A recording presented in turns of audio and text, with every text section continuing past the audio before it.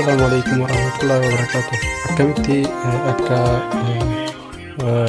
WhatsApp keessa footoo itti picture itti save goonu jalqaba jechaadha. Akkuma arginu kana jechaadha. Jalqaba setting iPhone irratti dhoyna setting isaa irratti dhoyna jechaadha.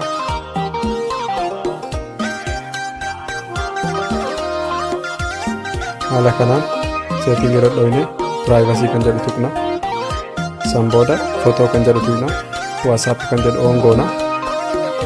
Sana booda WhatsApp seenne haala kanaan photo zoom goonee mul'isna. Zoom goonee as baasne jechaadha. Egaa as baasne booda save kan jedhu kana save image kan jedhu kan irratti dhoyna jechaadha. Assalamualaikum warahmatullahi wabarakatuh.